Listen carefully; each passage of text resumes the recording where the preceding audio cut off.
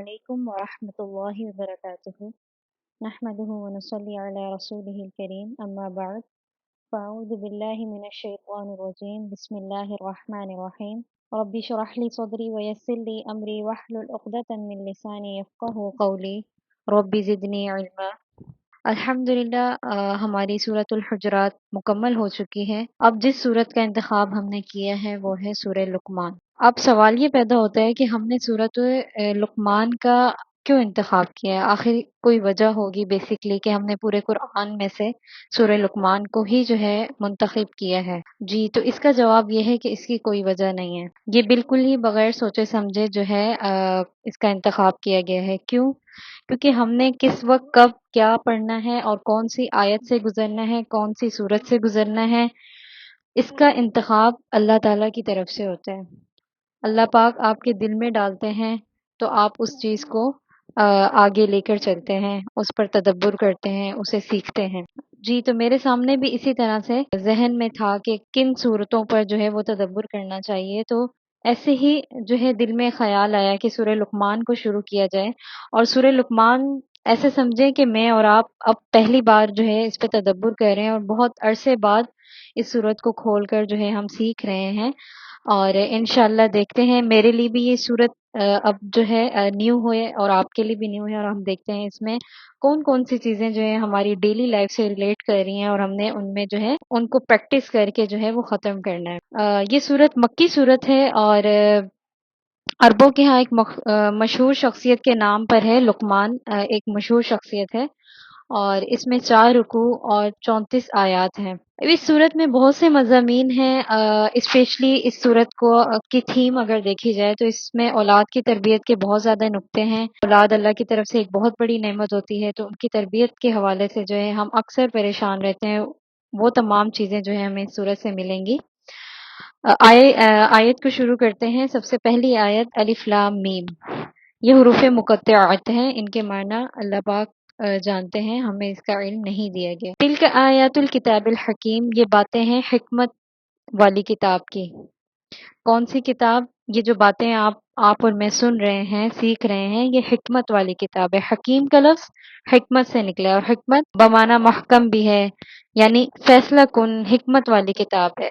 اس کے احکامات جو ہیں وہ حکمت پر مبنی ہیں۔ اور ہدی و رحمہ، اس میں ہدایت ہے۔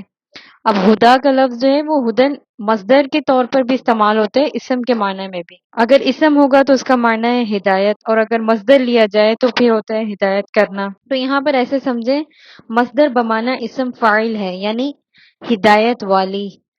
اب اس کو اسم فاعل کے معنی میں کیوں استعمال کیا گیا ہے؟ اس کے لیے جو ہے یہی ہے کہ یہ مبالغہ کے لیے اسم فاعل سے استعمال کیا گیا ہے۔ یہ تھوڑی بہت گرامر کی چیزیں۔ اس کے بعد ورحمہ اور رحمت ہے۔ رحمت کے معنی بہت کئی معنی مراد دیے جاتے ہیں، اس کے بہت وسیع معنی ہے۔ رحمت بمعنی احسان بھی ہے، رحمت بمعنی فضل بھی ہے۔ اور یہ رحمت ہے کس کے لیے؟ للمحسنین، محسنین کے لیے۔ ہم کہتے ہیں محسنین نیکی کرنے والوں کے لیے، اکثر ہم ترجمے میں یوں ہی پڑھتے ہیں، سنتے ہیں۔ اب محسنین کسے کہا جاتا ہے؟ محسنین، محسن نکلا ہے، محسنین نکلا ہے محسن سے، اور محسن نکلا ہے احسان سے۔ احسان کسے کہا جاتا ہے؟ یعنی کسی کام کو بہت اچھے طریقے سے کرنا، یعنی جو محسن ہے وہ اپنے فرائض کو بڑی عمدگی سے نبھاتے ہیں، وہ جو کسی کام کو بہت اچھے طریقے سے کرتے ہیں، اور نہ صرف وہ حقوق العباد کا خیال رکھتے ہیں بلکہ حقوق اللہ کا بھی خیال رکھتے ہیں۔ یعنی حقوق العباد سے اگر ان کا تعلق ہو تو اس میں بھی وہ کوئی کوتاہی نہیں کرتے، اور اگر اللہ تعالیٰ کے حقوق سے تعلق ہو تو اس کا حدیث میں بھی اس طرح سے آیا ہے ان تعبد اللہ کأنک تراہ۔ جب پوچھا گیا تھا احسان کیا ہے تو جواب دیا گیا تھا کہ آپ اللہ تعالیٰ کی ایسی عبادت کریں جیسا کہ آپ اسے دیکھ رہے ہیں۔ وہ جو ایک لمبی حدیث ہے جبرائیل علیہ السلام کی، اس میں جو ہے یہ احسان کا لفظ آیا ہے۔ اور بندوں کے حق میں احسان کس طرح سے؟ کہ سب سے پہلے جو ہے والدین کا حق، کیونکہ قرآن میں سب سے پہلے کیا ہے؟ والدین کے لیے کہا گیا ہے کہ جو ہے ان جو سورہ بنی اسرائیل کی آیات بھی ہیں کہ جو ہے آپ اپنے والدین سے اچھے سلوک سے پیش آئیں۔ والدین کے بعد آ جاتے ہیں اقارب، عزیز و اقارب، قریبی رشتہ دار۔ تو احسان کے درجے پر جتنے بھی تعلقات ہوں ان سے جو ہے وہ اچھے طریقے سے ذمہ داری کے ساتھ نبھانے والا ہو۔ اب احسان کے درجے پر وہ نیکی اس طرح سے کرتے ہیں، وہ اس طرح سے کسی کے ساتھ اچھائی نہیں کرتے یا اس وقت نہیں کرتے جب ان کے ساتھ کوئی اچھا کرے، ایسا نہیں ہے۔ ان کا رویہ خیر خواہی پر مبنی ہوتا ہے، چاہے کوئی نیکی کرے یا نہ کرے، وہ ہمیشہ خیر خواہی پر ہی کانسٹنٹ رہتے ہیں۔ تو یہ کتاب ایسے لوگوں کو ہدایت دیتی ہے اور ایسے لوگوں کے لیے رحمت ہے جو کسی کام کو بہت اچھے طریقے سے کرنے والے ہیں، جو محسنین ہیں۔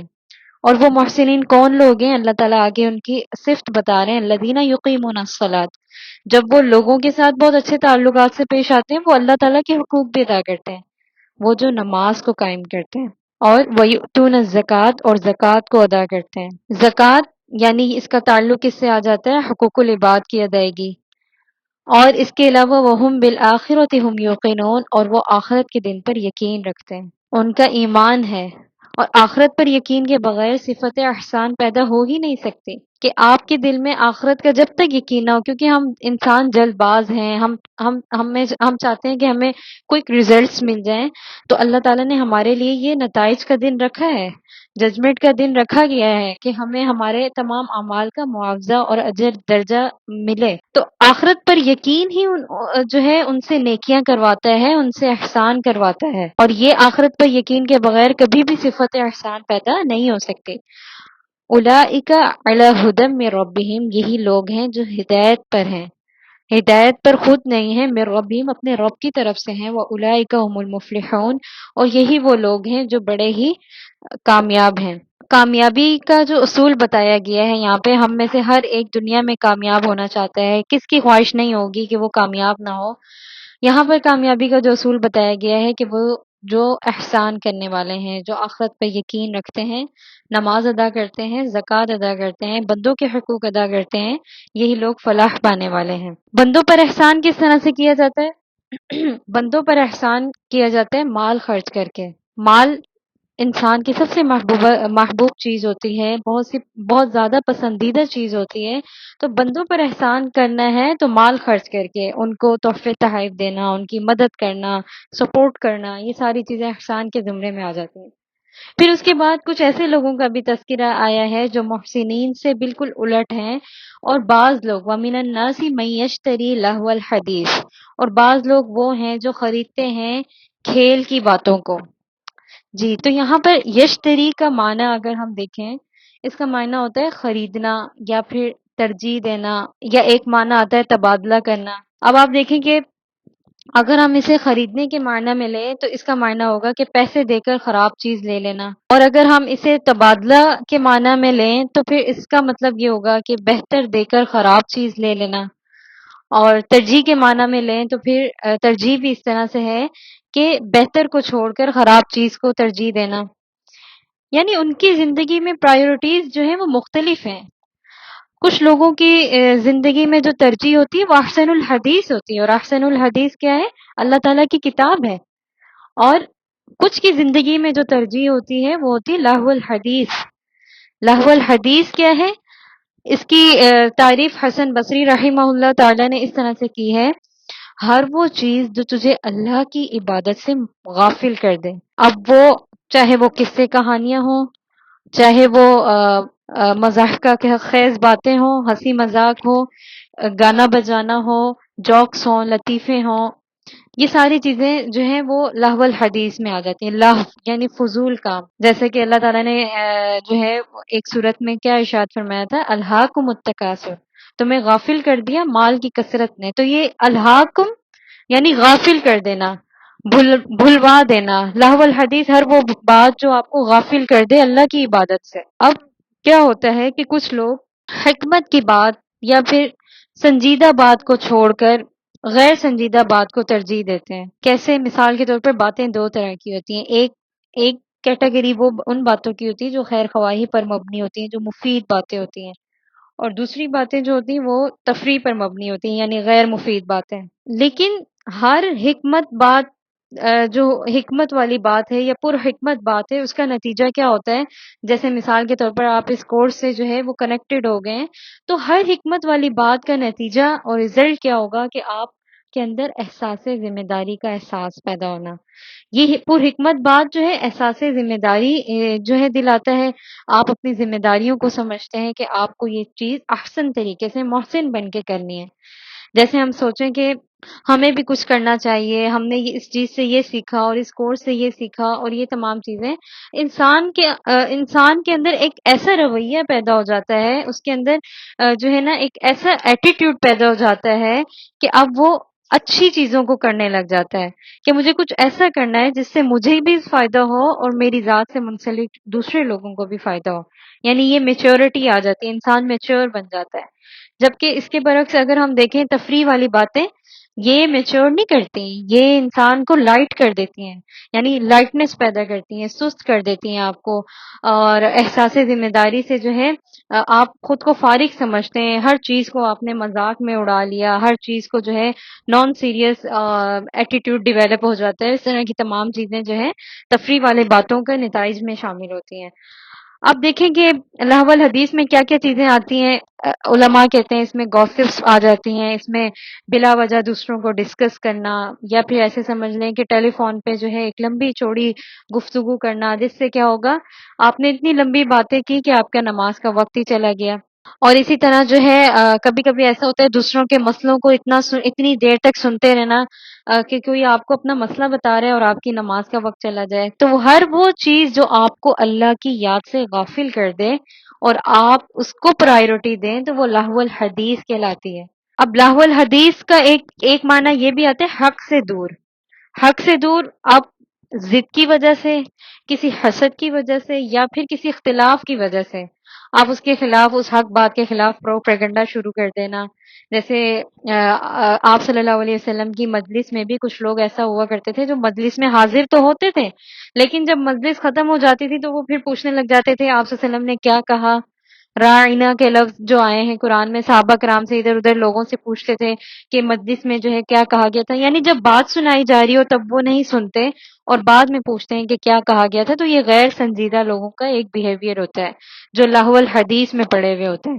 اور وہ ایسا کیوں کرتے ہیں؟ اس لیے کرتے ہیں لیضل عن سبیل اللہ، تاکہ وہ لوگوں کو بھلا دیں، تاکہ وہ لوگوں کو گمراہ کریں اللہ کے راستے سے. اب یہاں پر اس طرح سے اللہ تعالیٰ نے کیوں کہا ہے کہ وہ گمراہ کریں؟ یعنی وہ شخص جو صرف ہر وہ خود بھی لہو الحدیث میں مشغول ہے اور جو ہے وہ چاہتا ہے کہ وہ دوسروں کو بھی اپنی لپیٹ میں لے لے. اس کا مقصد کچھ اور ہے، اور وہ یہ ہے کہ وہ بھٹکا دے لوگوں کو اللہ کے راستے سے، اللہ کی یاد سے غافل کرے. اور اس کے پس منظر میں دیکھیں کہ کہا جاتا ہے کہ یہ آیات نضر بن حارث کے بارے میں نازل ہوئی. وہ شخص جو ہے وہ عرب میں کس سے کہانیاں سنایا کرتا تھا، یا پھر وہ گانے والی عورت جو اشعار وغیرہ سنایا کرتی تھی، تاکہ وہ کیا کریں، لوگوں کو اللہ کی راہ سے جو ہے وہ روکیں، دور کریں. جبکہ اس کے برعکس آپ صلی اللہ علیہ وسلم کے جو قصے کہانیاں ہوتے تھے، آپ صلی اللہ علیہ وسلم کی باتیں ہوتی تھیں، قرآن کی جو باتیں ہوتی تھیں، وہ صرف محض تفریح پر مبنی نہیں ہوتی تھی، وہ حکمت پر مبنی ہوتی تھی، نصیحت پر مبنی ہوتے تھے. اور نظر بن حارث کے واقعات جو ہے صرف انٹرٹینمنٹ پہ مبنی ہوتے تھے. اللہ تعالیٰ نے کہا اور وہ اس طرح سے بہکاتے ہیں بغیر علم، بغیر کسی علم کے، انہیں اس چیز کا اندازہ ہی نہیں ہے. یعنی بغیر علم کے کس طرح، یہ تو انہیں پتہ ہے کہ وہ گمراہ کر رہے ہیں، مطلب وہ اس طرح سے لوگوں کو اپنی لپیٹ میں لے رہے ہیں، لیکن کہ اپنے کام کے نتیجے سے بے فکر ہیں، بے خبر ہو کر. انہیں اندازہ ہی نہیں ہے کہ اس کا نتیجہ کتنا برا ہو سکتا ہے. وہ اپنے ساتھ ساتھ دوسروں کا بوجھ بھی اپنے ذمہ لے رہے ہیں. اور اللہ تعالیٰ نے کہا ان کے لیے اولئک لہم عذاب مہین، ان کے لیے رسوائی والا عذاب ہے. کیوں؟ کیونکہ یہ خود تو تھا ہی گمراہ، یہ دوسروں کو بھی بھٹکانے والا تھا. اور پھر وَإِذَا تُتْلَى عَلَيْهِ آیاتنا، اور جب ان پر پڑھی جاتی ہیں ہماری آیات. کون سے شخص ہے؟ کس پر پڑھی جاتی ہیں؟ وہی جو کون تھا؟ تفریح کا عادی شخص تھا، جسے تفریح بہت زیادہ پسند ہے. جب اس کے سامنے اللہ کی آیات، دین کی کوئی بات، کوئی اچھی بات سنائی جاتی ہے، واللہ مستکبرن، تو وہ اس طرح سے پیٹ پھیر لیتا ہے، انجان بن کر نہیں، اس لیے نہیں کہ اس نے سنا نہیں تھا، بلکہ اس لیے مستکبرن، تکبر کرتے ہوئے. یعنی خود کے اندر احساس برتری کا احساس ہو اس کے اندر کہ میں برتر چیز ہوں، اس کے اندر احساس برتری ہو. اب عرب کے ہاں جو شعراء ہوتے تھے یہاں پر مستکبرہ کا جو ورڈ ہے اس کا بیسیکلی وجہ یہ ہے کہ یہ شعراء فخریہ باتیں کرتے تھے. مطلب فخریہ باتیں اس قدر کرنا، اتنی زیادہ مبالغہ آرائی سے باتیں کرنا کہ جیسے آپ دیکھیں نا کچھ اشعار ایسے ہوتے ہیں کہ اس میں جو ہے زمین و آسمان کی کلابیں ملا دی جاتی ہیں. کچھ گانے ایسے ہوتے ہیں آپ انہیں سنیں تو اس کی جو ورڈنگ اور جو اس کے اشعار ہوتے ہیں وہ اس طرح کے ہوتے ہیں کہ جیسے ایک بالکل فینٹیسی میں آپ چلے جاتے ہیں اور بالکل ناممکن سی باتیں، اور آپ کچھ اور ہی سمجھنے لگ جاتے ہیں کہ میں اس دنیا کا اب حصہ ہی نہیں ہوں. تو یہ ساری چیزیں فخریہ باتیں جو ہیں یہ اس طرح کے لہو الحدیث میں آ جاتی ہیں. اور جیسے وہ شعراء جو ہیں وہ اس طرح کی فخریہ باتیں کرتے تھے اور بادشاہوں کے متعلق جو ہے قصیدے لکھے جاتے تھے. یہ قصیدے میں کیا ہوتا ہے، ساری کی ساری مبالغہ آرائیاں ہوتی ہیں. اب جیسے آپ سمجھے کہ گانے سنانے والا، آپ دیکھیں کہیں میوزک کنسرٹ ہوتا ہے، کچھ اس طرح کی چیزیں ہوتی ہیں تو اب بڑا کوئی سنگر آیا ہوا ہے، پاپ اپ ہو رہا ہے اور اس طرح کی چیزیں، اور لاکھوں لوگوں کو وہ اکٹھا کرنے والا ہے، اس کے پاس بہت زیادہ آڈینس ہیں، فالوورز ہیں، فینز ہیں. آپ کہیں کہ جب اتنے سارے لوگ اسے سننے آ رہے ہیں تو کیا اب اس کے اندر تکبر نہیں آئے گا؟ ضرور آئے گا. وہ سمجھے گا خود کو کہ میں بہت بڑی چیز ہوں، اس کے اندر احساس برتری آئے گی. تو کیا ہوگا کہ جب آپ انہیں اللہ کی بات سنائیں گے ایسے لوگوں کو جنہیں اپنی آڈینس پر، اپنے فینس پر بہت زیادہ غرور ہوتا ہے، فخر ہوتا ہے کہ لوگ ہماری باتوں کو سنتے ہیں، ہمارے گانوں کو سنتے ہیں، ہمارے گوسپس کو سنتے ہیں، ہماری چیزوں کو سنتے ہیں، آپ انہیں اللہ کی بات بتائیں گے تو وہ کیا کریں گے کہ یہ کیا تم نے رونے دھونے والی باتیں کر دی، یہ کیا جنت جہنم کی باتیں کہہ رہے ہیں آپ. تو وہ اس طرح سے ہنسی مذاق میں جو ہے وہ ان باتوں کو ٹال لیتے ہیں. اللہ تعالیٰ کہتے ہیں کَأَلَّمْ يَسْمَعْ، ایسے کرتے ہیں وہ ریئیکٹ جیسے کہ انہوں نے سنا ہی نہیں ہے. کَأَنَّ فِي أُذُنَيْهِ وَقْرًا، گویا کہ ان کے کانوں میں وقر ہے. وقر کسے کہا جاتا ہے؟ یعنی ان کے دونوں کانوں میں وقرا، اسے کہا جاتا ہے جیسے مثال کے طور پر ڈنکی لوڈ، یعنی جس طرح آپ نے گدھے کے اوپر بہت زیادہ آپ نے لوڈ ڈال دیا ہے اور وہ جو ہے اسے برداشت بھی نہیں کر پا رہا، تو ان کے دونوں کانوں میں اتنا وزن ہے تو پھر وہ قرآن کی بات کو کیسے سنیں گے، قرآن ان کے اندر کیسے جائے گا جب دونوں کانوں پر اتنا زیادہ جو ہے وہ بوجھ ہے. اللہ تعالیٰ کہہ رہے ہیں فَبَشِّرْهُ بِعَذَابٍ أَلِيمٍ، ایسے لوگوں کو کس چیز کی آپ خوشخبری دے دیں؟ دردناک عذاب کی، یعنی بہت بڑے عذاب کی جو ہے آپ انہیں خوشخبری دے دیں. کیوں؟ وہ خود بھی گمراہ تھے اور گمراہ ہونے کے ساتھ ساتھ انہوں نے تکبر کیا، فخر کیا اور حق بات کو نہیں سنا، تو انہیں دردناک عذاب کی سزا سنا دیجیے. تو آئیے ہم دیکھتے ہیں کہ آج ہمارے ہاں لہو الحدیث میں کون کون سی چیزیں آ سکتی ہیں. وہ ناولز ہو جائیں، قصے کہانیاں ہو جائیں، ٹی وی شوز ہو جائیں، ڈراما سیریلز ہو جائیں، ٹک ٹاکس ہو جائیں، انسٹاگرام ہو جائے، یوٹیوب ہو جائے. ہر وہ چیز جب اس میں مشغول ہو کر آپ اللہ کی یاد سے غافل ہو جائیں، آپ ذکر سے غافل ہو جائیں، آپ نماز کے اوقات سے غافل ہو جائیں، آپ اپنے روزے اور تمام چیزوں سے غافل ہو جائیں، تو وہ لہو الحدیث کے زمرے میں آتا ہے. اور جو لوگ لہو الحدیث کو ترجیح دیتے ہیں، اللہم لا تجعلنا منہم، اللہ پاک نے ان کے لیے بہت رسوائی والا عذاب بتایا ہے. یعنی رسوا کن عذاب، ذلت والا عذاب. ایک ہوتا ہے عذاب، پھر اس کے ساتھ ذلت بھی ہے. تو اللہ پاک سے دعا ہے کہ اللہ تعالی ہمیں تمام لہو الحدیث سے محفوظ رکھیں. اللہ پاک ہمیں ان تمام چیزوں سے دور رکھیں جو ہمیں اللہ کی یاد سے غافل کر دیتی ہیں. اللہ پاک ہمیں ان پر عمل کرنے کی توفیق عطا فرمائے. وآخر دعوانا ان الحمد للہ رب العالمین. السلام علیکم ورحمۃ اللہ وبرکاتہ.